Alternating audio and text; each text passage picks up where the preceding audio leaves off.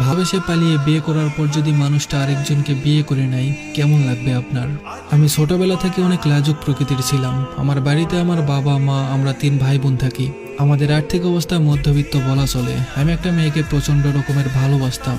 কতটা ভালোবাসতাম তা হয়তো বলে বোঝাতে পারবো না। ওর বাড়ি আমাদের বাড়ির পাশে, একই পাড়াতে। আমি ওকে খুব পছন্দ করতাম, কিন্তু বলতে সাহস পাইনি।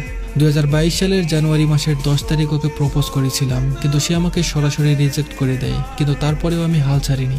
আমাকে রিজেক্ট করার কারণ হলো ওর বাড়ি থেকে আমাদের সম্পর্কটা মেনে নিবে না, কারণ দুজনের বাড়ি একই পাড়াতে। ওকে আমি বললাম, তুমি চিন্তা করো না, তুমি ভালোবেসে একটাবার আমার হাত ধরো, আমি সবকিছু মানিয়ে নিব। কিন্তু ওর একটাই কথা, ও রিলেশন করতে পারবে না। 2 মাস তার পিছনে ঘোরার পর মার্চ মাসের 10 তারিখ তাকে আবারও একবার প্রপোজ করি। এবার সে রাজি হয়ে যায়। এভাবেই আমাদের সম্পর্কটা শুরু হয়। কিছুদিন যাওয়ার পর ওর পরিবার বিষয়টা জেনে যায়। তারপর ওর বাইরে আসা বন্ধ করে দেয়, ওর ফোনটাও নিয়ে নেয়। আমি কোনোভাবেই যোগাযোগ করতে পারছিলাম না।